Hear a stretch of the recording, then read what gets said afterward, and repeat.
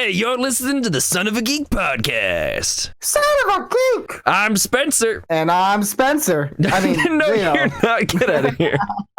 You're Zio, and it's been a while since we've actually done a podcast, and I'm super excited. Way too long, Spen. It's been way too long. Oh, it has been way too long, but it's been much needed, I think.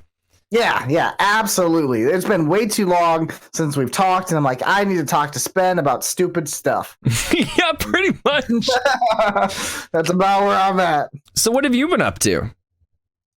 Well, I got a green screen, and I'm playing with beautiful backgrounds, if those who cannot tell. Nice. I have Mr. Spontaneous here. Yeah, thanks. Where did you even get that one Look from? at those lips. I sift through about 30 videos of yours to find the perfect face that I can put behind me.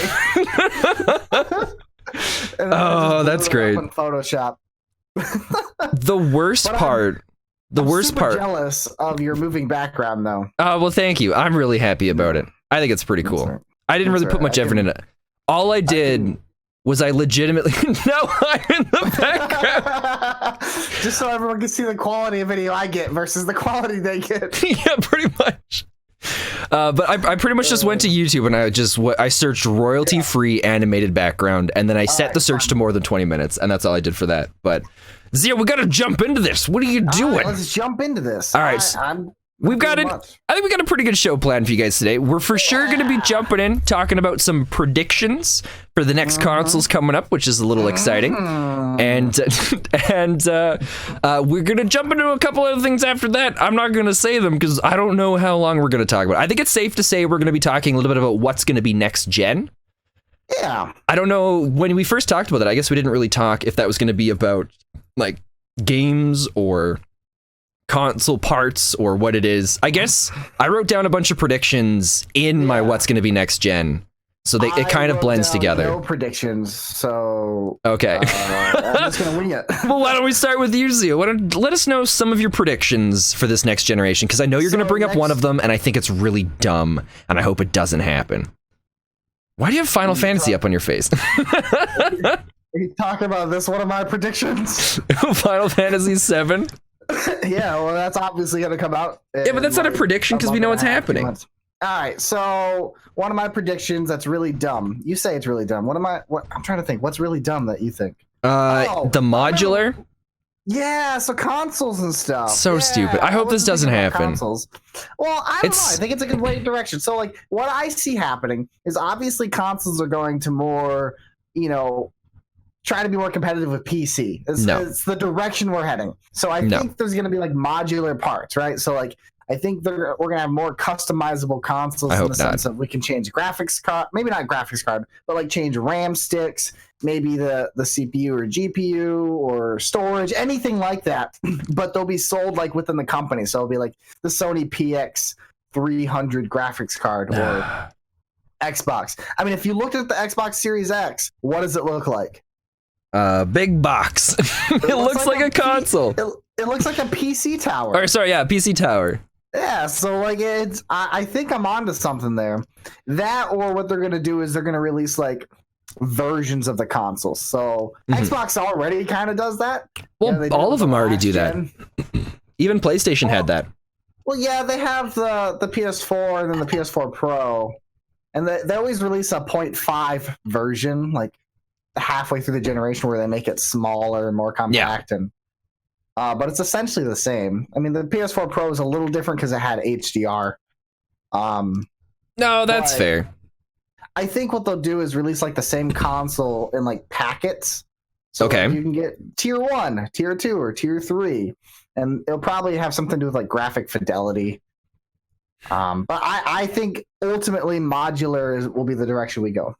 I hope it doesn't.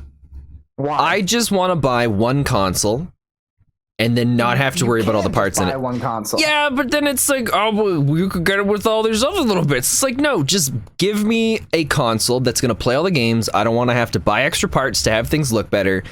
If I want that, that's why I have a computer. But even then, I just go into the store and I'm like, this is what I want. What computer are you going to give me? And then they give me a bunch of them. And then I look at the pictures and I'm like, that one looks the coolest. I'll go with that one. So you would rather have, like, let's say Xbox Series X. Okay, let's just say that's the first tier. Then they create the Xbox Series XX, and then they create the Xbox Series X cubed. See, now, I like rather 3 generations, like 3 tiers of the console, or just have a part you can buy. So, what if you bought the first one, right? And then they make a better one after? Wouldn't you rather just spend $100 to replace a part to make yours better, or another $500 for the whole new console? Oh, I see what you're talking about. Okay, I get that, because see, but then if they make it in a way that's really easy, see, but I don't want to take apart the console and replace parts in it. Well, okay, here's part of the problem, though. Say part modular. It's not a full computer, so it's not like picking apart a motherboard. I feel like the way I picture it personally, like if I was building a console this way, I'd have like a back on it, and you take the back off, and then you could just have parts you can pull out, that kind of thing, and then just put new ones in. But every console they've had so far, what they've done with it is they have like these special stickers inside, so when you open it up, or if someone opens it up, they know it's been opened, and then it voids the warranty on the console. Sure. So what are they going to do with this then? Because then you only get like a 1-year warranty on these consoles, anyways. Yeah, but if you open up the console and some of the stuff gets voided that way, then it cancels a lot of the stuff with your warranty. Well, yeah, that can change. Obviously, they could do something different. It's not impossible to work with. I just think overall, like, consoles don't make companies money. Sony doesn't make money off of consoles until like towards the end of the console's life cycle. No, that's fair. With Xbox, so like, I'm trying to think of a way they can still make money but still keep consoles relevant.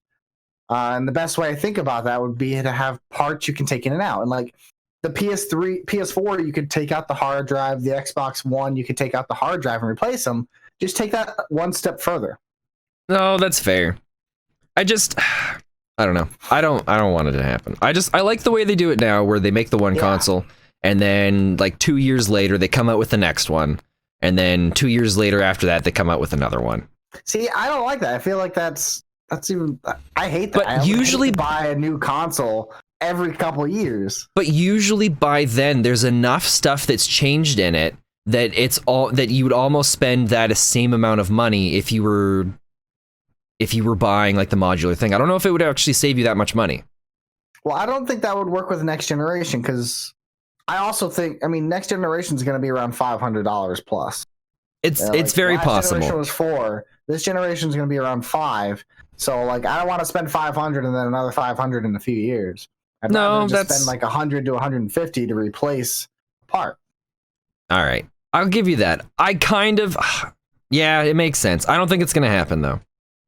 I don't think it's going to happen this generation either, but I do see that going to the future. Here's, I got a way to get back at you. What's your favorite kind of pop? What's your favorite drink? Pepsi. Guess what I got? Pepsi. Sponsor. Dairy Queen. Sponsor. Oh, speaking of sponsor, I've decided I'm going to collect every version of Final Fantasy VII, and I got the international version the other day. Oh, did you? Check out how cool it looks. Yeah, they come in blue discs. Oh, it's nice and shiny. They're super sweet. I love it. I've also been streaming Spen as well. Oh, have you? Yeah. On YouTube.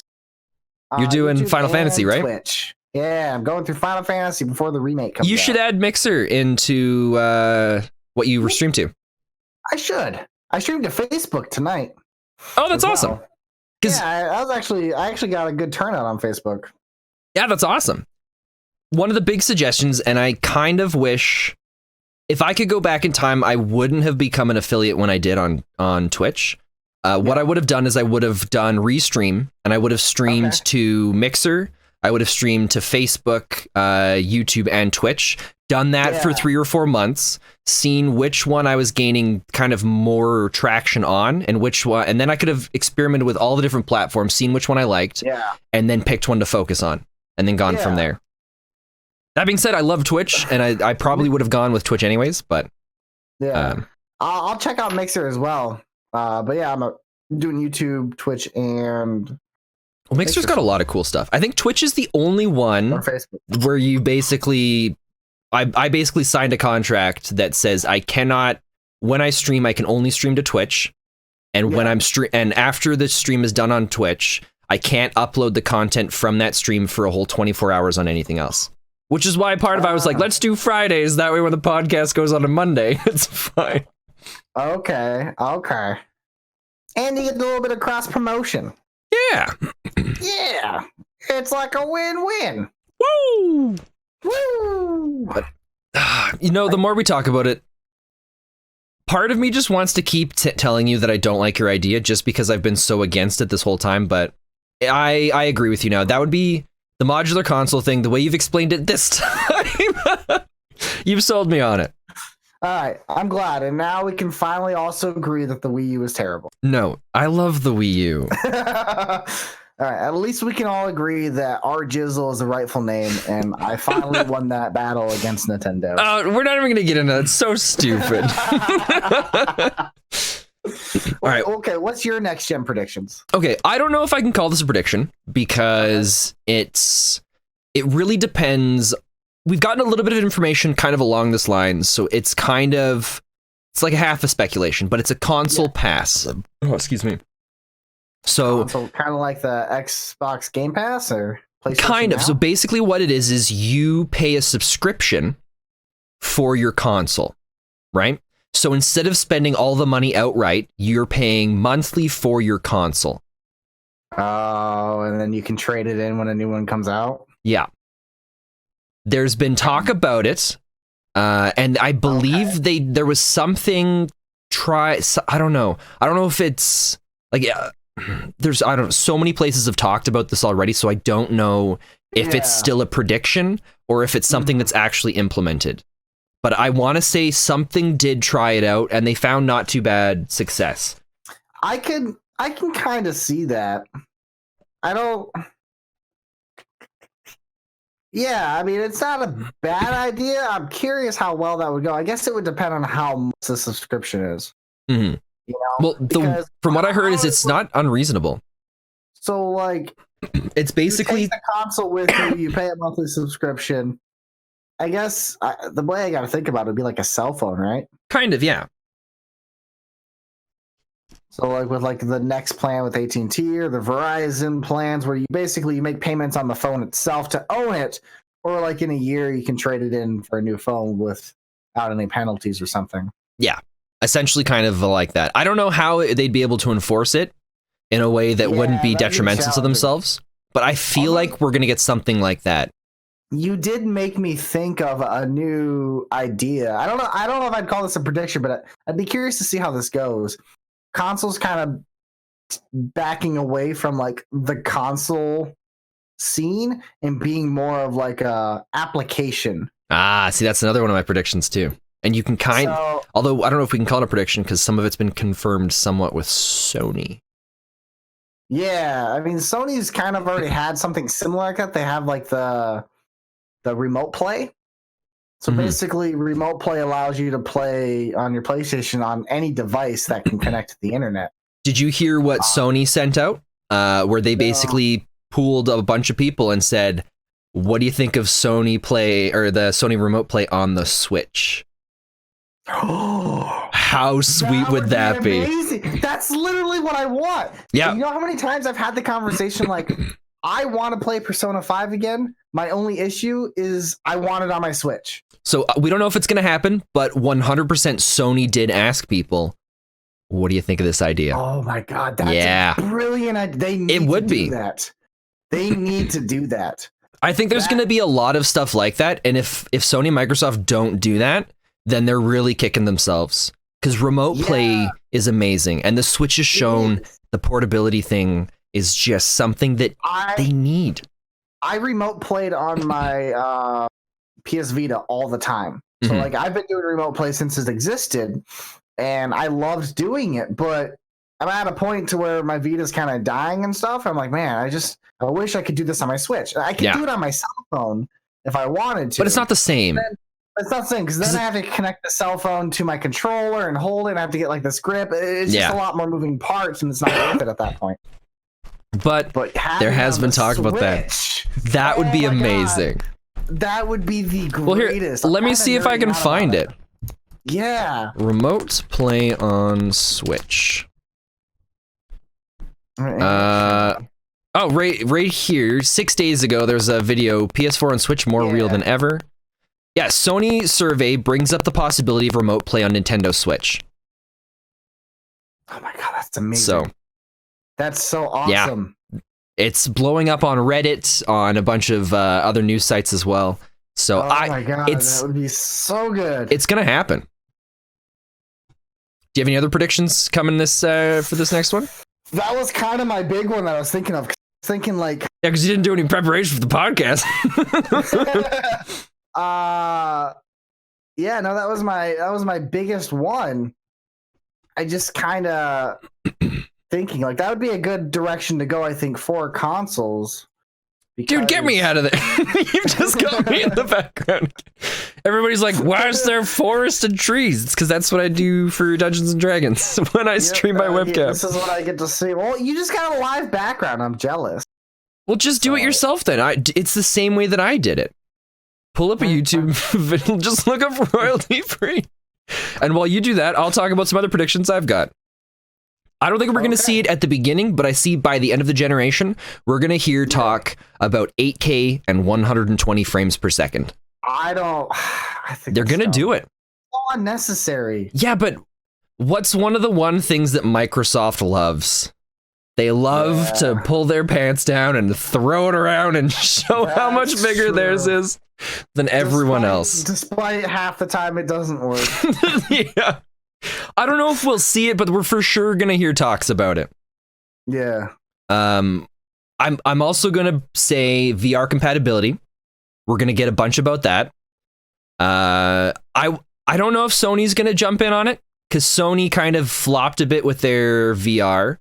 But they're still doing a little bit with it, not too much. Yeah, they're not pushing it too heavy. I mean, honestly, VR is still really gimmicky. It's not quite at a place where it's amazing yet.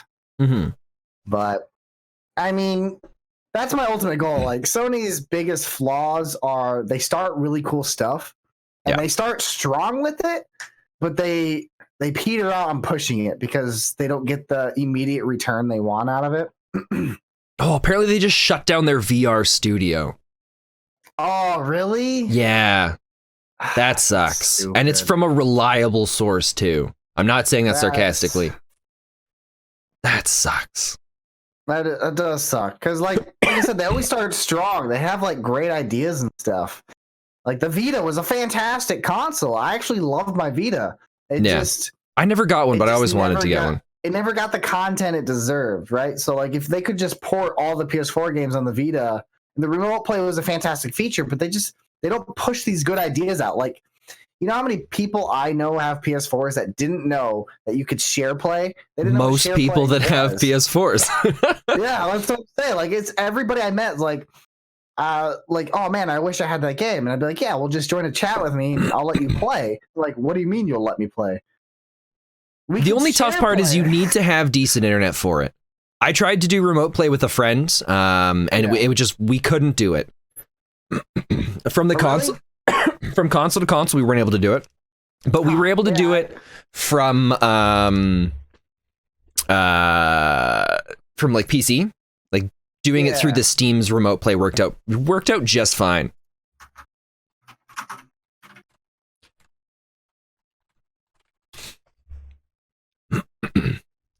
So, you got any other predictions? I've got a few more that I can keep throwing out. Prediction-wise, no. I'm kind of all out of those. Well, we've seen a big thing with, or we've heard lots about backwards compatibility. So I think, what are you doing, Sam? What? Okay, you got to be careful with what you're doing because a lot of that stuff could be copyright. Oh, god dang it. Yeah. So be careful with what you try to throw in your background. Just look up like royalty free or something like that, and you'll be fine. Okay. The tough thing, or sorry, not the tough thing.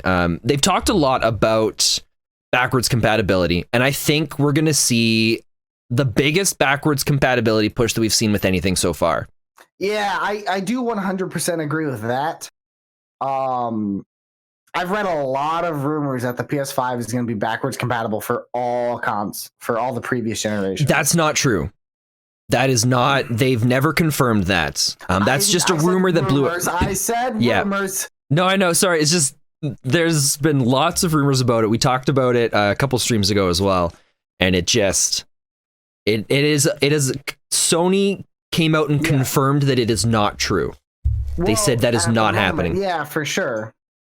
I don't think it'd be that hard to accomplish, honestly, though. I do think that the way Xbox does it is a smart way to do it, and Sony can probably accomplish it because they have their PlayStation Now, which is basically that. Okay. It allows you to play PlayStation 1, 2, and 3 games on like a streaming capability. So what's another thing?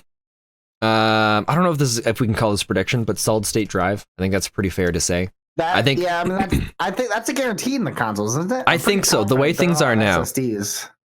With all the push for them, I think, or at least consumer wise, our knowledge on what we've heard about solid state drives, if one of them has a solid state and the other one doesn't, I think just that alone is gonna push. Is gonna win, yeah. Just because the load times and everything like that really it is beautiful. I have a solid state drive on my computer, and it changed my life. Yeah, I have an issue. I restart my computer, and it's back up in a few seconds, and it's good to go. Yeah, it just boots so fast, and then games don't take long to boot either. Like when I'm playing Hunt, I remember Haz would constantly complain. He's like, "How are you always in the game like a minute before me?" It's just the SSD, man. Yeah, it just changes everything for it. Pretty awesome. I know we've talked about a little bit about this, the Game Pass. I think that's pretty solid to say. Yeah. But I think Game Pass is going to be a much bigger role in the next one. I think Game Pass is going to be more of like a Netflix level of games. I think we're going to see a much larger Game Pass in the next console. I agree. Like PlayStation Now and the Xbox One Game Pass. Yeah, honestly, I think it's a brilliant idea. I honestly would rather pay a subscription to have more access to games than just buy a game individually. Well, because as much as everybody hates EA, EA's done that. The EA Access Vault is amazing. There's so many games on it, and it's like $60 a year or something like that. I essentially buy one AAA title game, and I get access to everything that's on the vault, and they're always adding more. Yeah. Just gave up and went back to Spencer. It's the best background. Thanks, Theo. Well, let me see if I can. I'm curious if I can get your nose. Okay, here's my two. I would consider them. One of them, I don't know if it's going to happen, but I kind of hope it does. The other one, I think it's hands down going to happen. First one that I don't know if it's going to happen. I think we're going to see, now that there's been a shift, there's going to be more Nintendo stuff on other consoles. On other consoles? I think so. I think we're going to see more branching out now that there's new management in Nintendo.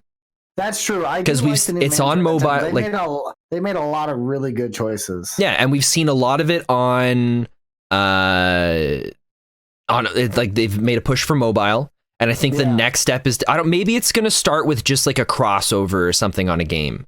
Maybe something small, but I think for sure we're going to see Nintendo on these other ones. Now, with Sony mentioning their possibly being on the Switch and stuff, do you think it's going to be a Sony Nintendo deal, or do you think Nintendo's going to play nice with Xbox too? I think that if Xbox decided they wanted to do the same thing, why wouldn't Nintendo do that? Basically, those companies are giving Nintendo doesn't have to do anything with it. Yeah. They basically Nintendo goes, all right, you want people to buy my console to play your games on it that they've already got? Well, sure, why not? Just buy more of the Switches. Everybody's got one anyways. Yeah, the Nintendo Switch is outsold. I believe it's outsold everything. It is the highest. The PS4 yet? Are you sure? Positive. The PS2 is still the highest selling console of all time. I don't know. All right, here we go. We're just gonna turn this on. We're gonna go to Google's. All right, we're gonna figure this out. I'm pretty sure the Switch has got to be pretty close. The list of the best-selling. I don't think it's as close as you think it is. but it is up there. Well, it's past the Xbox One. Yeah, the Xbox One did not do very well. Yeah, I guess it is still farther behind. Dude, the Xbox One didn't do well at all. This was 2019 September. Oh, wow. Try like 2020. Yeah, that's what I'm doing. Here we go. Right. It's still September. So what are you seeing? It looks, I mean, maybe the Switch still has a way to go, but there was a big, massive tweet out a little while ago that the Switch surpassed something else in sales. And it was like lifetime sales. I don't remember what it was. Maybe it was just it saying the Xbox One. Yeah, maybe. Because, so far the PS2 is the number one selling. And I can move it over this way for others to see. I don't want that. But yeah, so the PS2 number of units. Yeah, number of units, 157 million for the PS2. And then the PS4 is right behind it. And then the original PlayStation. So Sony's like number one in the console game. But the Wii's right behind that. Yeah, 360, Nintendo, Super Nintendo, Xbox. Okay, so the Switch is still a little bit farther behind. Yeah, it's towards the tail end. I mean, it's still an amazing console, but I think the only thing that makes the Switch lower is, one, the Wii U really killed Nintendo's reputation. Yeah, it sucks that happened because the Wii U is a really good console. Yeah, it's a shame. It's just a terrible console.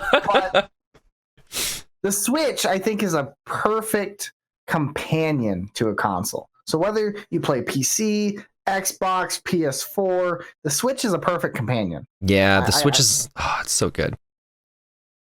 Everything about it is fantastic. Yeah, if it wasn't for PC, I'd probably play. It'd be a mix between the PS4 and the Switch. I'll tell you right now, if I can play my PS4 games on the Switch, I am exclusively playing my Switch. It's so nice. There might be some games I will play on my PS4 for the experience because of like graphic fidelity. Yeah. Like Final Fantasy VII Remake, I'm playing on the PS4. However, on my second playthrough will be on the Switch. And any game that doesn't require that type of fidelity. So like Persona 5 is a aesthetic choice. It looks more like a comic book. Yeah. So like with that, it doesn't need to be 4K. Ooh. So like I would love to play that game on the Switch. Like I want to play that game on the Switch exclusively. Well, you can get it on the Switch, can't you? No. I thought Persona 5 was on the Switch. Maybe it's coming out on the PS4. Switch. There's a spin-off coming out on the Switch. It's a dance game. Oh, is that what it is? I think it's already out. They always do that. So they'll have the main Persona game in the series on PlayStation, and then they'll create a spin-off, like a dancing version see, of it. that's genius. Because people are like, wow, this is really cool. What's this from? Oh, I'm going to go buy this other thing now. It's stupid. I hate it. You know how frustrating it was to play all the Kingdom Hearts games? Very frustrating. Because they released every Kingdom Hearts game on a different console. You had to have a PS2 and a Game Boy Advance. And then you had to have a Nintendo DS. Well, it's more exciting that way. Yeah. Then you had to have a cell phone. Then you had to get the PSP. There was one on a cell phone? No, I'm just saying. Okay, yeah, I see what you're going for. All right. So I've got one last prediction, and I would consider this the biggest prediction out of all of them. Ooh, the biggest prediction. Oh yeah. Hold up. I got this cool thing. Check it out. What do you got? Okay. So, Zio, you haven't been living under a rock, so I'm assuming you know about this, but we'll see. There was a big, massive Fortnite streamer, Ninja, who was on Twitch. And he left to Mixer. Yeah. Mixer is owned by what company, Zio? Isn't that Microsoft? Microsoft. Do you know what Ninja used to do before he played Fortnite? No. He was a competitive Halo player, and a very good one at that. So I bet when the new console comes out, my prediction is there's going to be because when the next console comes out, we're going to have Halo. And there's going to be some sort of ninja-themed Xbox. He's going to be the face of the next Xbox. Oh yeah. If they don't do something like that, or even anything related to it, I think they're missing out on a massive opportunity. That's true. A lot of kids love Ninja. They do. And if you slap, because what is it? On Twitch, Ninja was the biggest, most massive streamer out of all of them. He had tons and tons of people tuning into everything. Yes, when he left Mixer, maybe not as many people followed him, but he's known by everybody. He was on talk shows. Even if you name at this point. Yeah, pretty much. And if they can slap that down on an Xbox, my God, is that I guarantee it's going to sell like there's no tomorrow. Because every kid, like if I was 12 or 13 back when Fortnite first came out, I would be playing it all the time. Ninja would be the coolest guy ever. He would be my idol. Like I would want nothing more than to be like him. Yeah. And then if an Xbox came out with his face on it, I'd be going, Mom, Dad, give me this. That's true. I get to be just like Ninja. And the best part, I mean, the best part about it too is he's also like a super awesome guy. Yeah, and he is a really cool guy. I don't watch him, but I have followed him just because, you know, you just not to be ignorant to what's going on around me. And he actually is a really cool guy. He's a family man and everything. And there's a show I watched called The Masked Singer. He was in that. Oh, that's right. Yeah. Yeah, because it revealed the mask for him. And that was so sweet. He was the ice cream. It was awesome. Yeah, I've never watched that show, but I watched. It's surprisingly really engaging. Okay, well, because it's a bunch of celebrities, right? Yeah, it's a bunch of celebrities, but you don't get to know who they are. Yeah, the only reason why I know about it is because I was going through YouTube and it was like Ninja was on this show, and I'm like, all right, let's check this out. And it was a compilation of all the times he was singing. Only twice. I thought it was 3 times. It might have been 3. Okay, it might have been 3. He didn't last long. But that's what I think. If they don't do it, it's going to be silly. Even if it's just to some degree where it's like, oh, it's a Ninja Halo controller or like a Ninja Halo package. There's going to be something with Ninja, and it'd be stupid the amount of money that Microsoft spent to get him over to Mixer. Yeah. They have plans. There has to be plans. They definitely have plans investing on them. I mean, I feel like both companies are doing something behind the scenes where they're going to surprise us, because Sony's skipping out on E3 again this year. So this is the second year in a row Sony's skipping out, and they haven't done any like console reveal yet, even though Microsoft did. So they're clearly not worried about the competition. I think they have it in the bag because they got something special they're going to release. And then obviously Microsoft isn't showing their entire hand because last generation didn't work out for them. Yeah, well, they showed too much of things that people didn't like. Yeah. So what's that? We have to be online only? Oh, but it's even better. Here's some more things you don't like. So here's my question for you then, Spen. Yeah. Just for funsies. Just for funsies. Who do you think's going to win the next generation? It's tough because it switches every time. Kind of. I guess it just depends. So, like, I would say the 360 won the past 2 previous generations, even though the PlayStation 3 outsold it. The Xbox dominate, like the 360 dominated, and then the PlayStation 4. So, and then Nintendo's just dominating on its own side market, so they don't really count. Nintendo's never really been a part of the competition. I'm not saying that as a bad thing. They've always just been on their own track. Yeah. You know, they don't. I don't know. They've never really competed into that market. I guess the GameCube was the closest to competing with the PS2 and the Xbox. Yeah. But it's tough because I don't know. What if neither of them dominate? You think there's going to be like a third one that just No, I don't think there's going to be a third one. I mean, if I had to put money down on it immediately, like right now, if I had to, I would put my money on Sony. Just because there's not enough that we know about Microsoft. But I'm putting my money on Sony, but if Sony won, there's a large part of me that would still be surprised. Really? I think so. I do think Microsoft's going to learn their lesson here. I do think they're going to do a lot better because the last half of the Xbox One like the lifespan of was it, really good. They made a lot of really good decisions, a lot of smart decisions. They definitely like 180 and backtracked and made some really smart decisions for the gaming community. So I do think this generation is going to be a lot better for them. However, I think with the massive leap from the PS4, I think a lot of people have switched back to the Sony side because one, the PS4 controller was phenomenal. A lot of people liked it over the Xbox One controller. Yeah. And with the PS5 being backwards compatible to the PS4, at least, a lot of people have invested into that console. So I think the PS5 is going to start off stronger. And I also think it's going to win.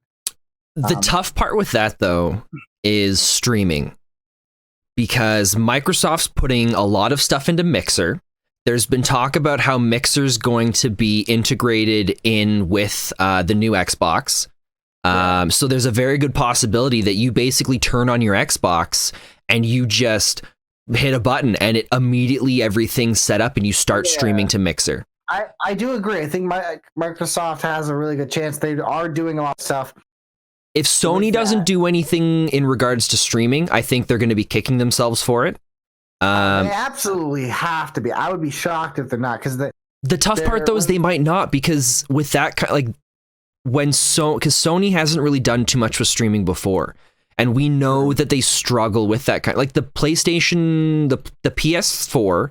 The only way you can stream on the PS4 is to go in and disable certain options in the menu. Same with recording on it. They didn't really have any sort of integration with streaming, whereas the Xbox One already did. So they're behind the game in that already. You could stream on the PS4 just by a push of a button, the share button. Could you? Yeah, but the share button, it was 20 minutes, wasn't it? No, it's 40. It's up to an hour. See, up to an hour. That's the thing, though. That was recording. You can stream as long as you wanted. Could you, like, straight from your PS4? Yeah. I didn't think you could. Your accounts beforehand. You push the share button, and then you can either stream or start recording. You can customize the button to do one or the other. Oh, I didn't know that. See, a lot of people don't know things that are on their PS4. That's the problem with some. They don't express everything you can do right up front, but it was there, yeah. Oh, well, see, that, I don't know, that kind of changes things a little bit. I think they're still going to be behind with Mixer, but if they integrate the streaming stuff, then I think that's going to be a huge part with it as well. That's not going to be the make or break, but it's going to be a big... It's possible, but so I don't know how involved stocks and stuff you get, but not at all. There's this Japanese company called Huya. Yeah. It's a streaming company. They just, like last year, they signed a contract with Riot Games to become a major streaming service for them in Japan. Yeah. I think there might be something to that with video games going forward. Okay. I think Sony might be trying to invest in that. I could be wrong, but I recently discovered it and I kind of read up on it and everything. Like, it was brought to my attention because I follow entertainment and video games in the stock market, and it was brought to my attention because it's at a really high buy rate right now. Like, people are starting to buy it. Well, that's interesting. That, I don't know, that kind of changes. See, now I'm back to the I don't know who's going to do it. Yeah, it's definitely going to be an interesting generation. I'm very curious how they're going to innovate gaming, because we're heading in a new direction, and that's for sure. Well, what's the new direction? Well, so Xbox was ahead of PlayStation in the sense of when they announced their console, you download the game, you don't need the disc, and they were technically right. Like, like the gaming industry's kind of shifted into more downloads and streams and less discs and things like that. Rest in peace, GameStop. Yeah, rest in peace, GameStop. But we just weren't ready then. And I think we're a step closer to it now. And like you said, the streaming thing, PlayStation Now, they started it before Xbox started their Game Pass, and I loved it. Like, I got like a free 3-month trial with it. I didn't even know they started it before. Yeah, they started. I guess they did. That was a really long time ago. They started back in like 2014, 15. And yeah, I guess so. The only reason I didn't continue it because it was just super expensive. Like, every month my biggest complaint would be like, it's too expensive, because it was $45 a month. I was like, you guys need to bring this down to like $19.95 a month or something like that, because paying that on top of paying to just use PlayStation Plus to be able to play online, like, was absurd to ask. So I felt like if they just brought us $19.95 a month or $19.99, whatever, $20 a month, I think is a reasonable price. Okay. For a subscription service for video games. Even $25. Yeah. I think once you hit that $30 price range, it starts to become a little too much. Like a month, right? Yeah. Yeah. No, that's at 30 I don't know. They'd have to have I guess it'd have to be a really good thing with lots of games coming out on it. If you're doing $30 a month, you need the new releases as they come out. Yeah. Like with something like to justify that, you have to. Otherwise, because PlayStation Now would be like 6 months later, you would get that release. But at $19.95, I don't care waiting 6 months. But at $30, that $10 difference, I better be getting it when it releases. Otherwise, at that point, I might as well just buy a new game every month. Pretty much. Yeah, it's going to be interesting. Yeah, I'm very interested to see where it goes. I do like the idea of a subscription gaming service. I think it would be nice. I think a subscription gaming service, if Microsoft wanted to kill pre-sale or pre-owned games and stuff, I think if they went subscription, both Nintendo or both PlayStation and Xbox, I think that honestly would be like the last nail in GameStop's coffin. Yeah. Yeah, I mean, right now, GameStop is only a matter of time. They're struggling to try and figure out ways to stay, but... They really are. They're having a real hard time. But it's... Well, I don't know what else to say about GameStop. Goodbye, I enjoyed you for a time, but now I couldn't care any less. Yep. I'm done. I'm done with that. But I know there's something that you're wanting to talk about. Is there? Oh, how awesome is Final Fantasy? Yeah. So great. Hold on, I got something for you. Is it that picture? Oh, yeah. Yeah, there you go. I'm kind of excited for it. It's a little different than what we expected so far, with releasing it in like as an episodic type thing. Yeah. But I've never actually finished playing the game, so I don't know. So I'm gonna go off on a wild conspiracy theory here. Ooh, yeah, hit us with it. As long as it doesn't involve circles. I don't trust circles. I think Square Enix is lying to us. You think so? I think so. I just... What do you mean? Well, so they said this first game is all in Midgar, right? Yeah. Like, that's the whole first game. But when you play Final Fantasy, that's like the first 3 or 4 hours of the game. Like, that... It doesn't take very long to get that entire section. And I know they're adding a lot more content. Mm-hmm. And during my stream, I did a lot of theorizing and like figuring out, like, as a gamer, what do I want out of this if that's the case? Yeah. And the way I thought about it is so you go around, you blow up these sectors, right? Yeah. Like, in the actual game, you blow up sector 1, then you do 5, and then 7 gets blown up. Okay. I only blew up the first one when I played. Okay. I didn't get very far. Clearly, you only played like the first 20 minutes. Well, it took me like an hour to get through that, though, so... I thought... we're not going to talk about that. I was thinking I want more missions. And Avalanche is all about taking down Shinra, so I'm like, well, you gotta blow up more sectors. And then I started thinking, blowing up more sectors would be cool. You could probably do 1, maybe 2 more on what you already do in the original to kind of stretch it out a little bit. Mm-hmm. However, at that point, you're blowing up half the city. Yeah. And I highly doubt in this game they're going to let you destroy all of Midgar like that. So my thoughts are, is how else do you, like, you can do mercenary missions. I'm sure it'll be a side quest kind of thing.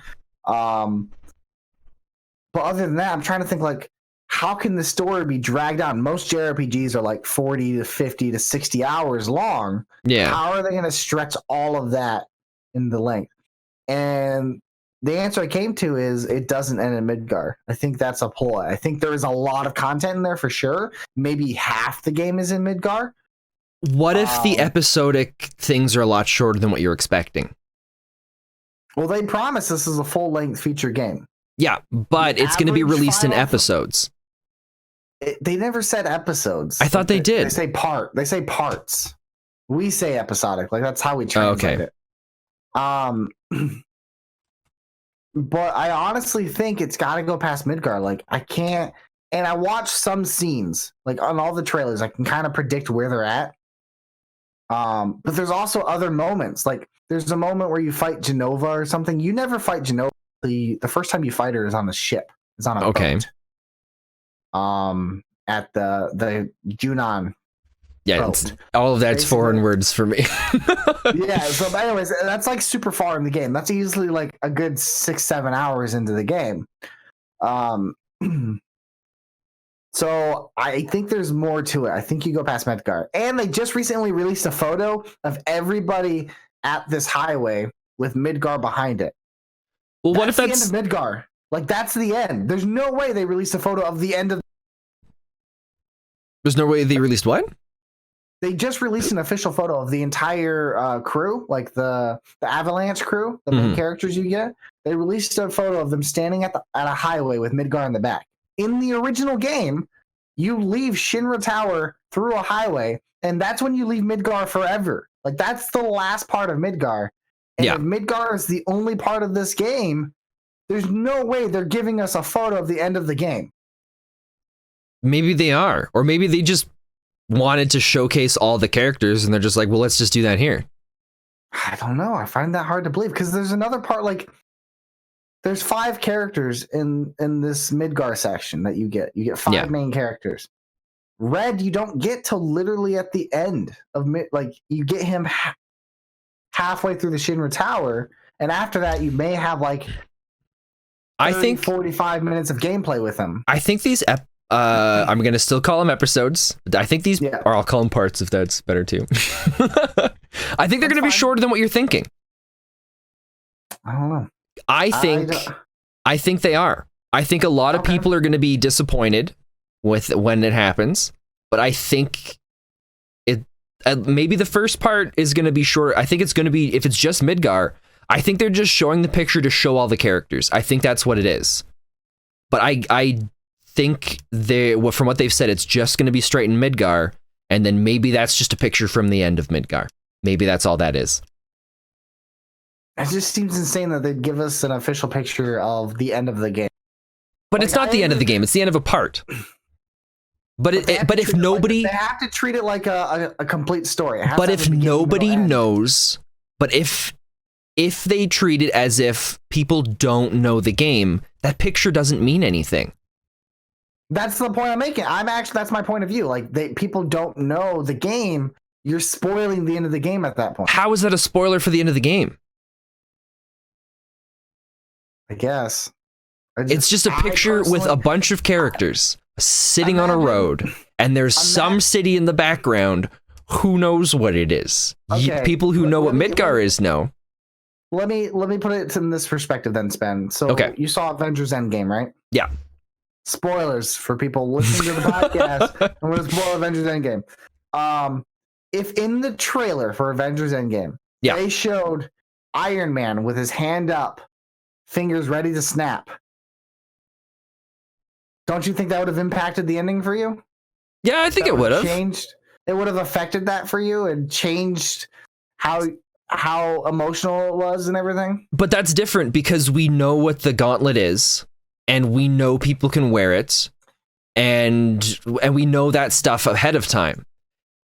In this picture, it's just a bunch of characters standing on a road with a city in the background. It's the same thing though, because in Avengers Endgame, we know it because we're fans of the Marvel Cinematic Universe. I know it because I'm a fan of Final Fantasy VII. But but we know it because of the previous. We know that information because of the previous Marvel movie. Again, there's a lot of people who went to see Endgame that never watched a Marvel movie. But then that kind of stuff, that's... But it's the same thing. But it's not, because this is the first part. Yes, it's the first part, but this would be the ending of the first part. This is the climax of that game. But I don't know it's the climax of the game. A lot of people didn't know Tony Stark sacrificing himself as the climax of Endgame. But like I'm saying, if they put that in the trailer and then they watched it and realized, wow, that's the end of the movie. Nobody likes to see the ending of a movie. But I feel like that's different because of the events that we know from the movie before. And I understand the point you're trying to put, but I think it's different in this. Like, I don't think, and I think you got to use a different example. Because Avengers Endgame is not a good one, in my opinion, because of the previous movie before that. Infinity War. Fine. Infinity War. Okay. Thanos pulling Vision's stone out of his head. Or Thanos sitting in a farm. The very last shot of Infinity War. Thanos sitting in a farm staring out into the sunset.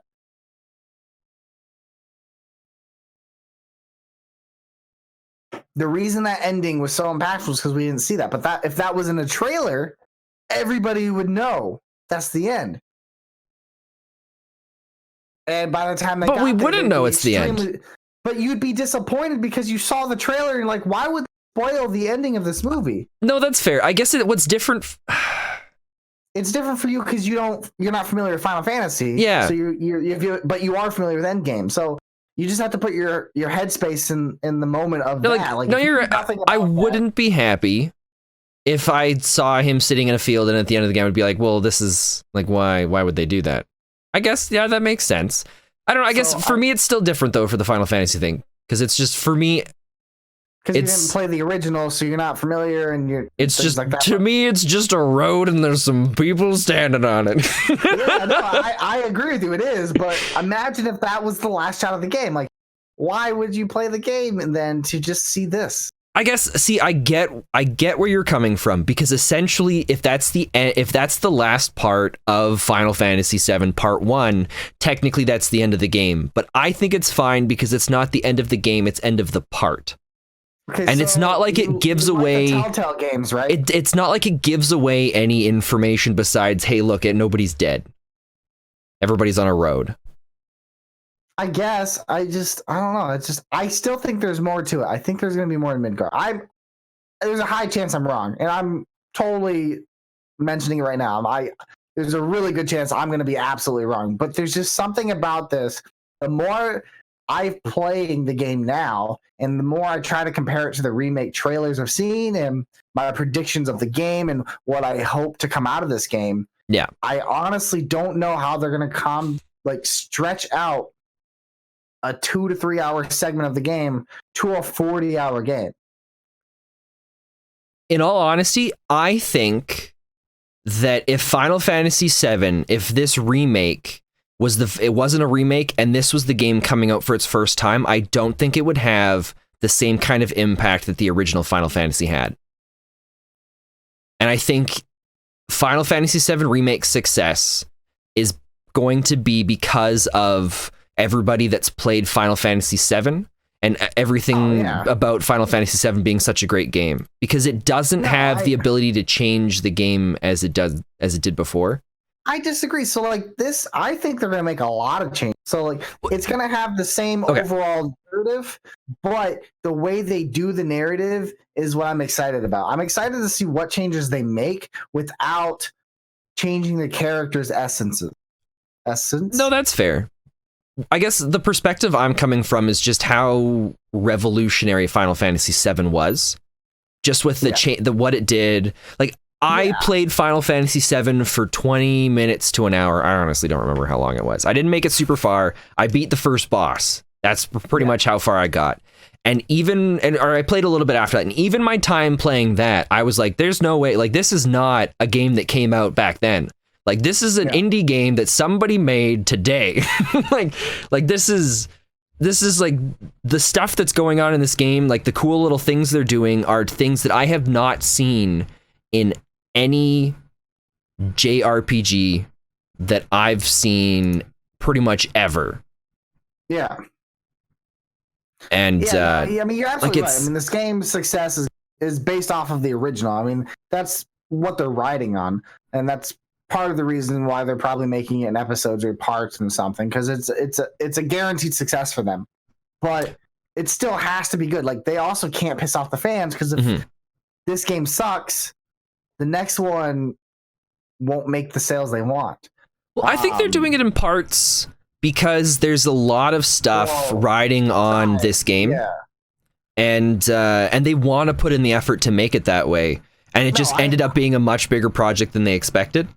I agree. I think they're going a really smart way about it. I'd rather come in parts than wait 10 years again for this to come out. I'm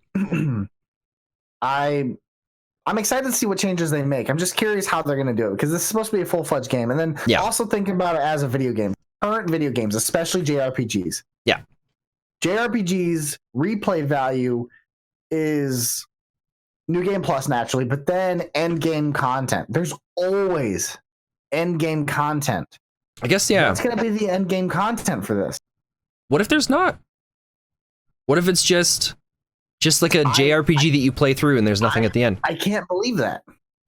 I can't. Because what was the original Final Fantasy like? The original, like I said, was there a bunch of playthrough at the end? Yeah, there's a lot of end game content. It's like after you beat the game, there's still tons of stuff you can go around and do. Yeah, so like if you just went through the straight narrative, right? Yeah. Like you could beat Final Fantasy just doing the narrative about 20 to 24 hours. Okay. But there was so much exploration. There was like towns and villages you can go to that you never explored. There was a lot more summons you could get that you couldn't get in the main story. Okay. You had to beat all the weapons. So they're probably going to have lots of that stuff in there then as well. But the problem is how? Like I guess literally the smallest part of this game, and they're expanding this to be a full-fledged game. This is why I believe there's more letting up. Oh, I see what you mean. So they're saying just like the part 1 could essentially be a AAA title on its own. Yeah, it's supposed to be. Charging $60. Okay. Title. It's supposed to be one full-fledged game. It's not like it's not. That's why I'm saying it's not episodic. They're not calling it episode. What if this one just doesn't have that then, and it just follows the basic route of how that one goes? Maybe they have like more in between things, but when you get to the end, there's no end game content because you've blown up a city. A lot of people are going to be really disappointed. I think that's going to make Final Fantasy tank. Well, but there's a lot of Final Fantasy games that have done that, where at the very beginning, I guess, yeah, it is Every different. Final Fantasy has end game content, yeah. Yeah, I guess it is different because it's a whole game as a part. Yeah. What about, well, I mean, there's Dirge of Cerberus, wasn't that one didn't really have... Well, that wasn't really... See, that one's hard, because that wasn't even like it was just a shooter. Mm-hmm. But what if this one takes that kind of route for this first part, where it's just that. It's just the game. It doesn't have all of this. But I guess they did talk about it having open world exploration. Yeah, in the first part. So I don't know. It's a big game. Yeah, I guess I don't know. It's hard to say. Good luck, Square Enix. I'm saying it. Like, I think they're lying to us. I think there's more to this game than they're letting on, and I think that's gonna pull away. I think that's the ace. I think they're showing a lot, because they've shown a lot of Midgar stuff. Yeah, they've given a lot away in their trailers. Yeah, there's no way that's the whole game. Well, I'm gonna say that it is. That is the whole game. That's my speculation. That's fine. I'm very interested to see what happens. I'm so excited for it. I think it's gonna be fun. I don't know. I still want to play the original Final Fantasy before I play that one, but I don't know if that's gonna happen. Yeah, I've been saying that since we started game. You have been saying that for a while. I think to just stream it. Was it like but there's so many games that I want to do. Yeah. And I keep getting given keys for games to do too, and it's just like I can't even finish XCOM. How am I supposed to do all these and then do Final Fantasy? You chose a bad game to stream with, man. XCOM's hard. Oh, I love the game. We're on our second playthrough. We died the first one. Oh, okay. Yeah, we're playing Iron Man mode, so it's like no go backsies. Yeah, and I've regretted that a lot. My buddy, he has so many horror stories with XCOM. It's insane. He would constantly, it was like every other day, he'd send me like this 3-paragraph long message like, fuck XCOM, I hate this game. It's like, I was just on a mission. I have a sniper, all jacked up stats. He's 2 squares away from me, 99.7% and I miss. Okay, one of the last missions that we did, like the last mission when we, I think it was either that or the mission before, where we lost like our whole squad of the really good people. Like I name all the guys after the people in chat too, so it makes it a little bit tougher. But we had a sniper miss on a 98% chance shot and a 99% chance shot. And in my entire history with XCOM, I've never had as bad of luck with the game until I started streaming it. Not once. I've also never played on Iron Man mode. So yeah, I've always been able to go back. Like, they can't technically call it a 99.7% chance of success. He said he's missed more than he's hit with 95, 96. Like, there's just no way. I think he's over-exaggerating. He does over-exaggerate a little bit, but at the same time, he's not wrong. He's shown me videos of these. The tough part, though, is it doesn't guarantee. It doesn't mean that every 100 shots, 2 of them are going to miss. Statistically, yeah. But statistically as well, everybody playing this game, the likely, if you have 100 people that play this game, the likelihood of a couple people missing several 98% chance shots, I mean, it seems probable. Yeah. I hope he continues to play the game to this day and he just takes all those rolls from me, so he can have them. Yeah. No, he broke a controller and it was banned. Ouch. Yeah. Well, that sucks. Yep. Almost sucks as much as that we're pretty much out of time for the podcast. I know. Well, there was a few different things we didn't get to talk about, but we'll just save those for another podcast. Yeah. So, Zio, do you have any other last things you want to bring up before we wrap things up here? I really have to pee. All right, thanks, Zio. Guys, that was the Son of a Geek podcast. Thanks for hanging out. Thanks for listening. We will catch you guys another time. We never really have ever planned an outro for this. I think we talk about not having an outro every time we do this. We're really bad about it. So, but that's pretty much it. We'll talk to you guys later. Thank you so much. And the podcast is over. Boom. Boom.